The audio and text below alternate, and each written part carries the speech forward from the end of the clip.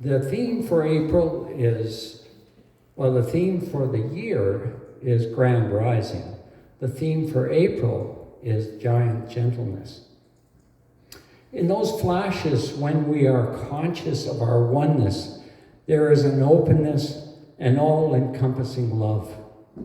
In all the other moments in our lives, we need or really deserve giant gentleness. It lets all the moments of our life, no matter what they are, be sacred and holy.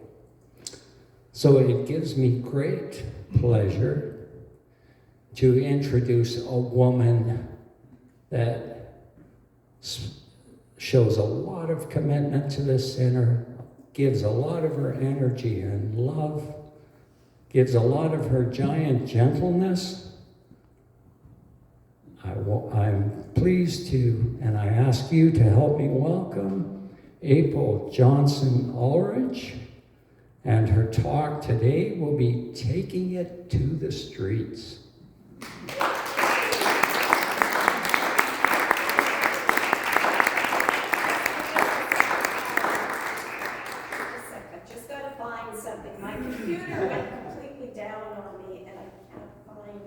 So I just need one thing. If you'd like to talk more about me, Peter, that's or we could all sing happy birthday to Ian, because I know he had a birthday. Happy birthday to you. Happy birthday to you. Happy birthday, dear Ian. Happy birthday to you.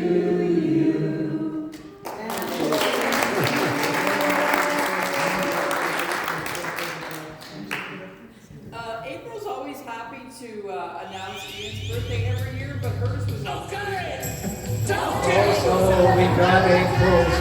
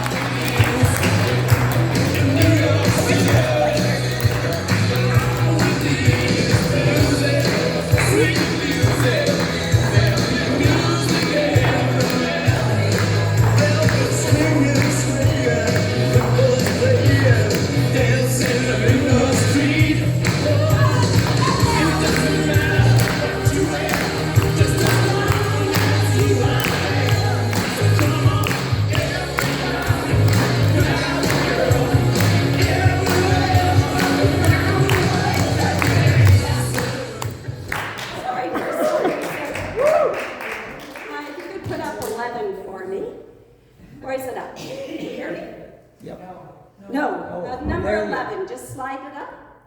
It's up. Is it up? Okay. You're good. No, there it is.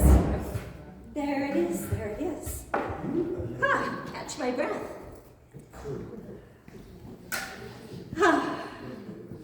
Let's take a breath. So, as everyone knows, I like to start with a joke.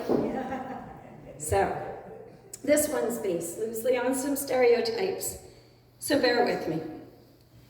There was a doctor, American, having a little bit of trouble with his business, so he decided to come up with this great campaign. Put a sign in his window, $20, a cure, I'll pay you $100 if I can't. So there's a lawyer down the street, and he's thinking, what a gimmick. I'm going to get this guy. So he goes in, and he says to the doctor, I've lost all sense of taste. Can't taste a thing.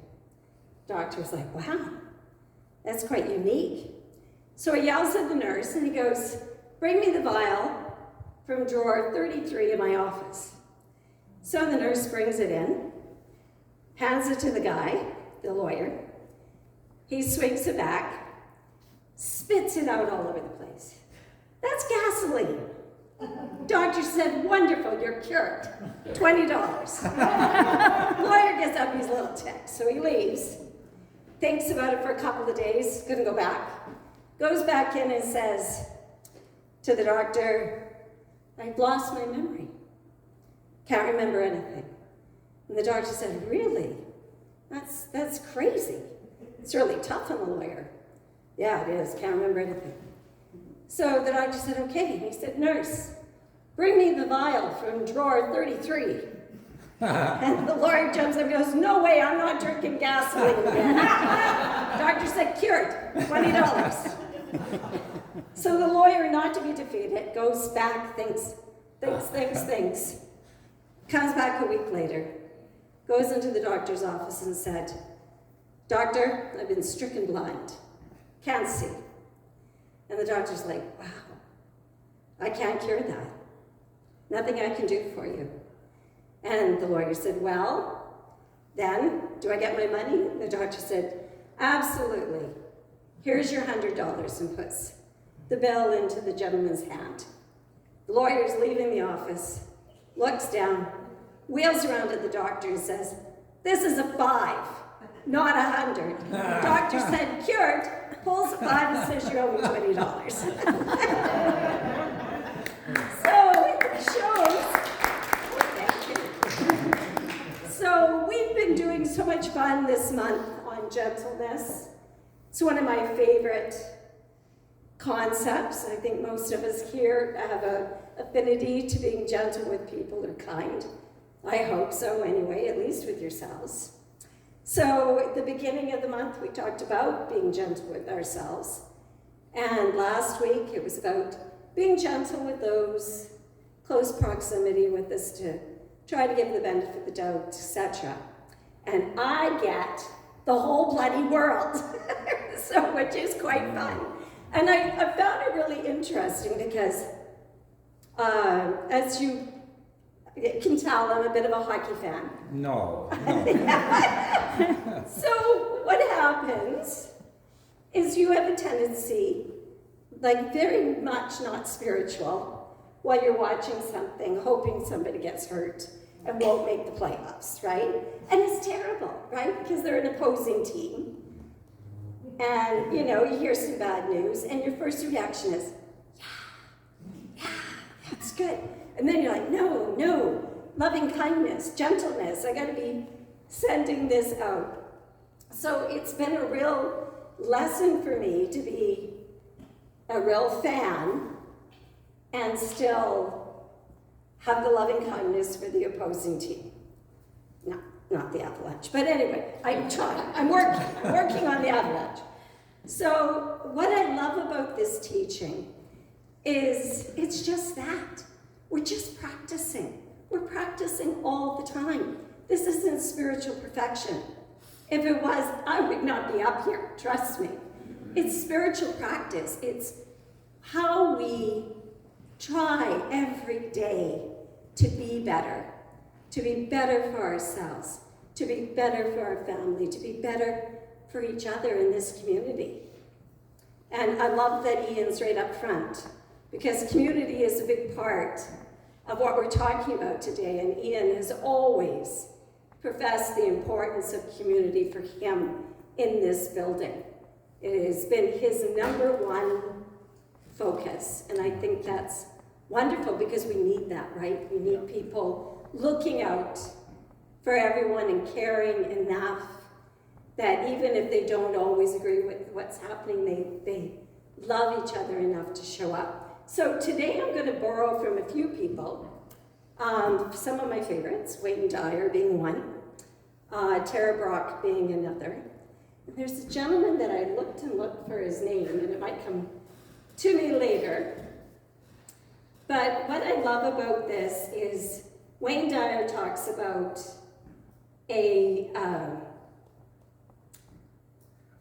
I'm going to try and pronounce the name, and I apologize because I'm terrible at these names, Paktang Ali, who 2,000 years ago had a sutra that he read, and I did write it down, so I had this set up and it did, oh, I know what it did. Double-sided, so it throws me. This is the sutra, or the statement. This is a quote from him. If you become steadfast in your abstentions of thoughts of harm directed towards others, all living creatures will cease feeling enmity in your presence. They will never feel like you're an enemy if you look at everything with loving kindness. I know in the Buddhist tradition, which some of you are familiar with, there is the prayer of loving kindness, which is where you express wishful loving kindness thoughts for yourself, then for your family, and take it outwards. We're going to be doing a little different one today that Tara Brock does. She's one of the head leaders for the Washington Buddhism Association, and if you ever get a chance to watch any of her videos or listen to her, she's absolutely lovely. I have a terrible problem because I love her so much, but I end up watching her usually late in the evening because she has a voice like this. And I get through, hello, loving being, and I'm sound asleep. So I'm always rewinding her. So she's quite lovely. So I'll be going more into hers towards the end. Wayne Dyer talks about two things.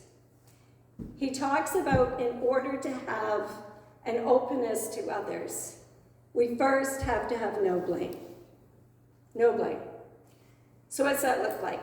It means you can't make someone else responsible for where you are. So I'm going to bring up a hard one here, politicians.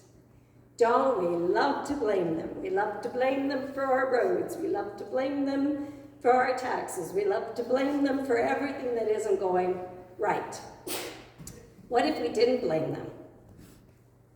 What if we took responsibility for the fact that this is who we've elected? No blame in that. That's something that's happened. How would it feel to be able to listen to a politician, leaders, or oppositions, and not have that kind of guttural reaction to them? To understand that they're doing a job that probably none of us really want to do, and to look at them with the openness of no blame. They are not responsible for where I am right now. Can we do it? Now, if you ever run in, if you go into any of the medical facilities, unfortunately, because there's been a lot of stuff happen, I've had everyone from a CT scanner to an orderly tell me how Pallister's to blame with everything that's gone wrong in the hospitals. There's no responsibility. I mean, they might have forgot to phone you about the blood tests, or they might have, but it's the cutbacks. It's not anybody's fault. So what would it be like if they stopped blaming and just said, this is how it happened today. We forgot to call. Just took responsibility. So why is that important in our teaching? To take responsibility, to not blame. Anybody? Because when you take responsibility for something, you can fix it. When you blame someone else, you have to wait for them to come around and change whatever they're doing, whatever they're saying, however they're feeling, for you to be better.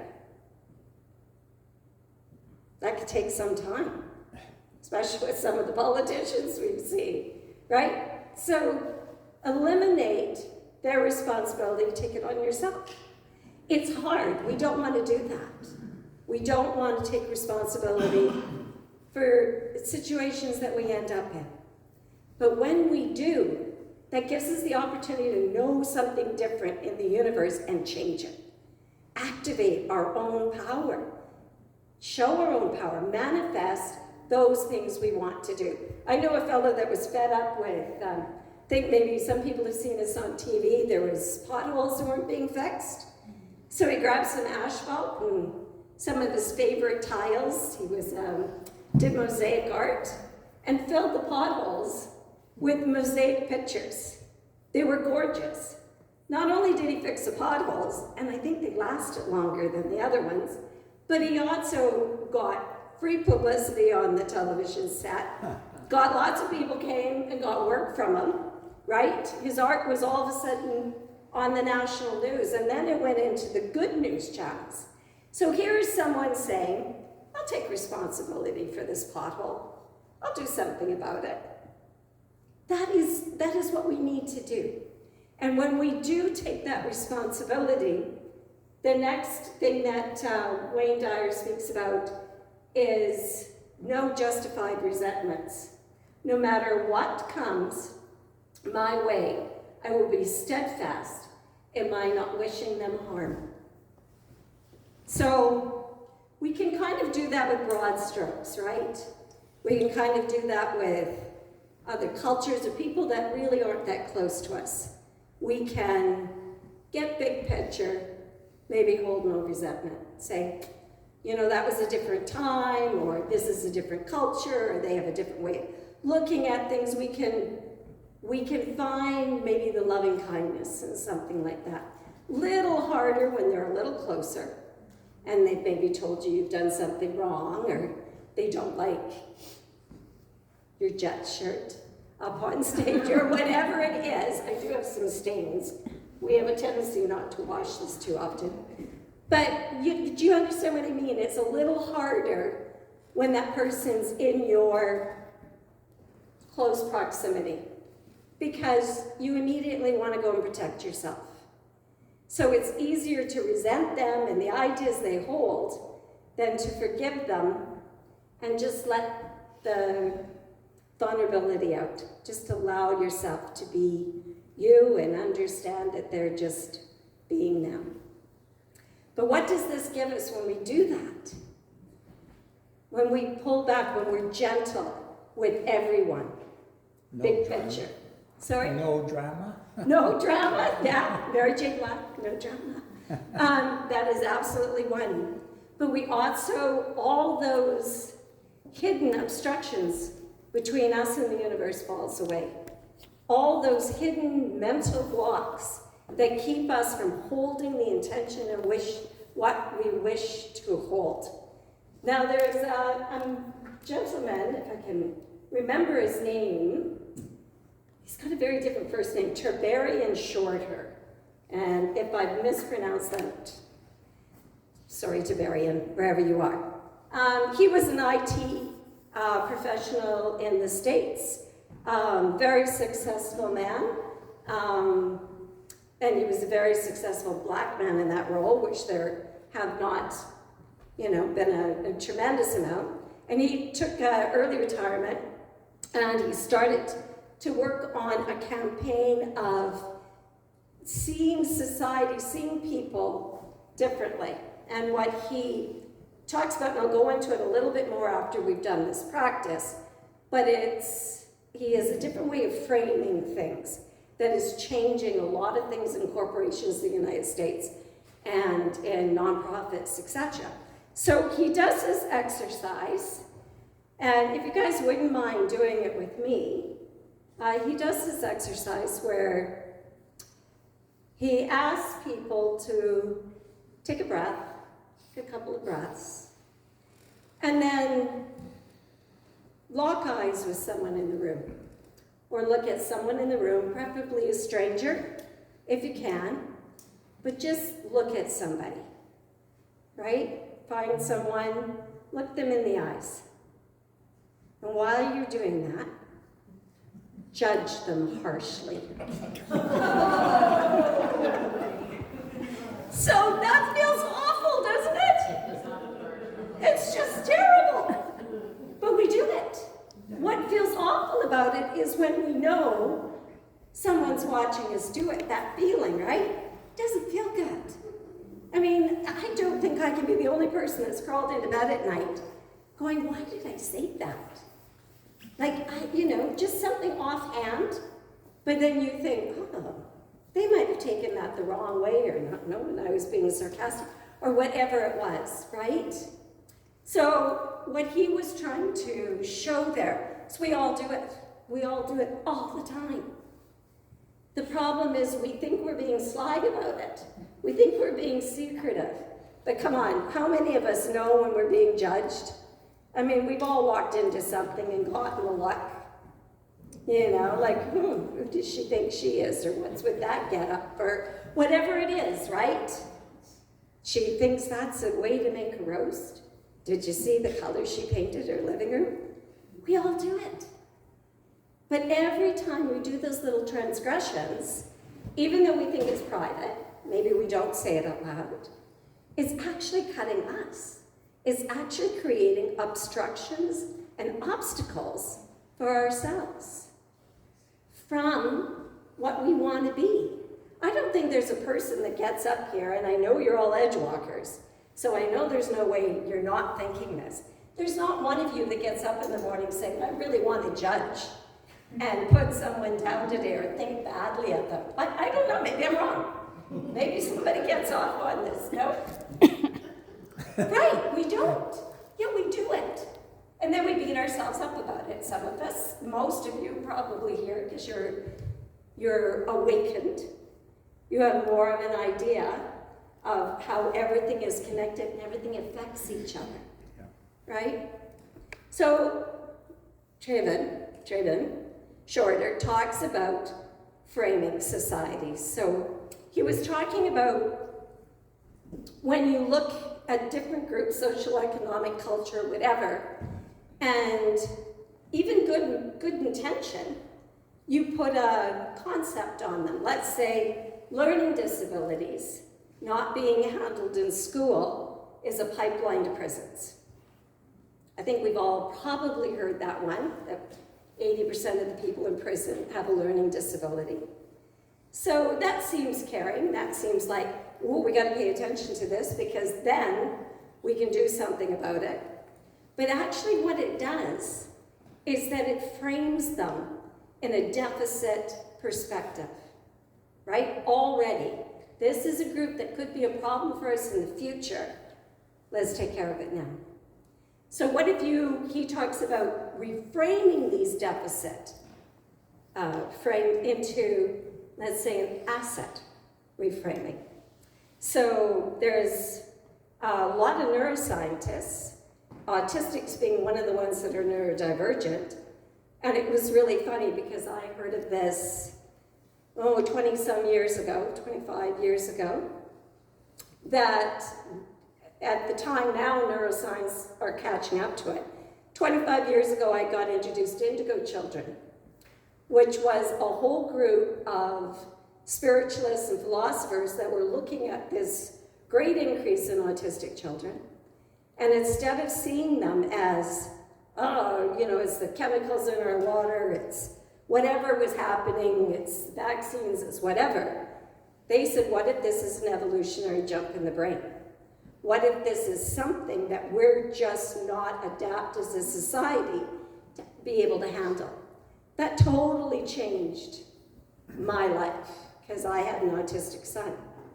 So up until then, I was hearing of the troubles, the issues, all the procedures, how bad I had to make him so he could stay in school and get an EA, all this stuff.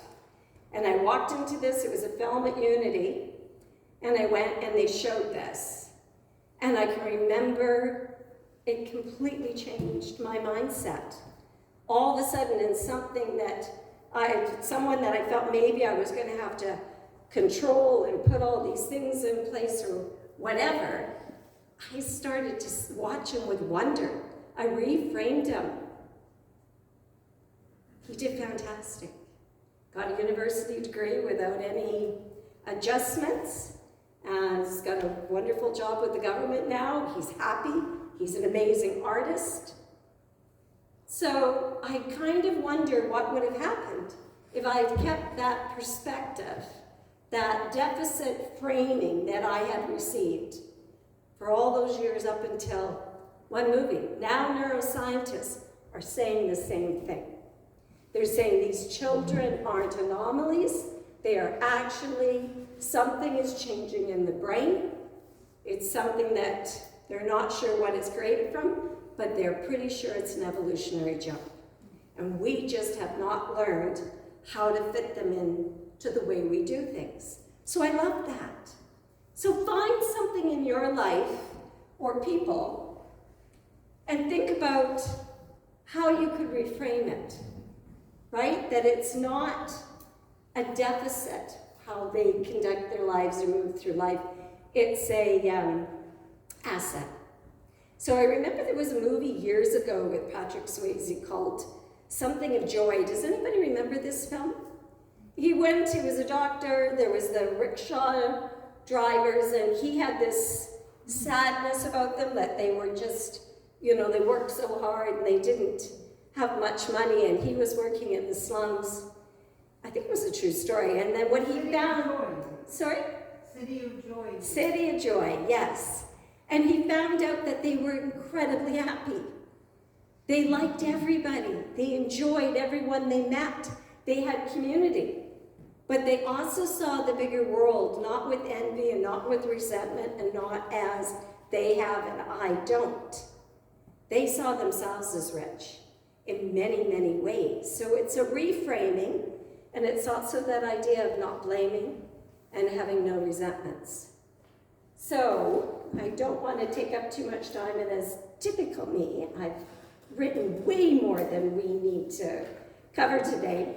Social media was one little point that I wanted to click on to, and no pun intended. What I was going to mention with this is, I know that social media is a place of divisiveness. That's the business of divisiveness. Anything that you spend 5 seconds looking at, that algorithm's got it, and it's going to start feeding you more and more of it. So if it's something about fear of climate change, or it's something about health or whatever, you just think you've hesitated for a second, but it's caught you, and it's going to start feeding you with more. As much as it might be feeding you what you love, because you're looking up, of course, amazing talks from the Center of Spiritual Living, or you're talking about meditations, etc., you're getting fed all the really kind of nice stuff. And then someone else who has a very different viewpoint of society than perhaps any of us do is being fed exactly what they believe. So this is not conducive to us all reframing each other. It just is putting us in our camps.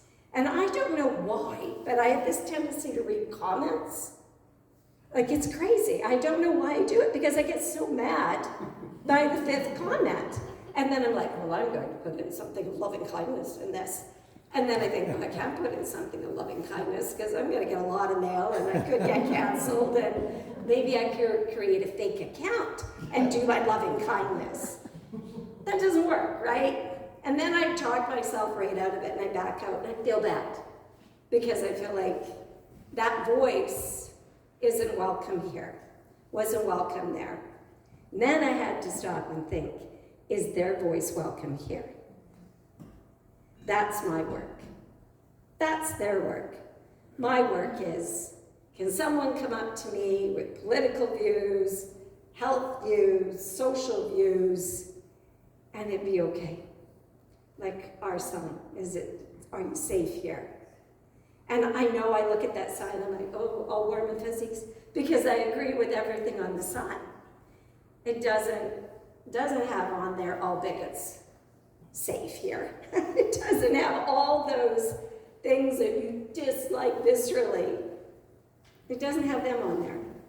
But to be truly in our practice, we need to be there for them. We need to hold space, not react, and put out the loving kindness. I was going to end with the meditation, but I'm going to tell you this story instead. And Tara Brock had shared this with, and it's a lovely talk on loving kindness. And she talked about, and I'm sure you've all heard the story of them cleaning out a temple in Thailand and finding a huge statue, and the water had been dripping, and all of a sudden there were cracks appearing in the clay of this Buddha that had been around for statue that had been there for like hundreds of years. And when the cracks opened up, they saw it was pure gold underneath. And it had been there all the time. And they believed it was covered so that it wouldn't be looted in one of the wars that was happening in that region. And I love what Tara Brock said. She said that clay covering is our protection, our hiding, our resentments, our protection, right? But we really want to live from the gold inside, which means we have to let that shine for ourselves. But we also have to do it for everyone else. We have to understand that the Colorado Avalanche has gold inside. They are deserving of love, they're deserving of victory. Hopefully not this time around, but they are deserving of it. So those are the things we work on, right? Those are the things that we try to see when we don't understand what a politician is saying, when we don't understand what the comments are on social media, when we're trying to attract a community and people show up that maybe quite what we're thinking as a spiritual person. But we go for the gold. We look inside and we find what glimmers, what shines. And this room is glowing with it. It's brilliant because we've all had that opportunity to talk and know and see the glimmer, right? So when you walk out today, somebody cuts you off in traffic, maybe someone doesn't speak to you so nice, or somebody calls for the survey to see who you're voting for in the next election, and you have that, oh, I don't have the time for this. Stop and think, where's the gold? Where's the gold in this situation? Because that bursts everything open. That bursts your connection with the universe, that your ability to create the world in which you want, and the ability to win a Stanley Cup and bring it back to Winnipeg. So we really need you guys to get good with the world so that we can manifest this. So I will just end with, go Jets.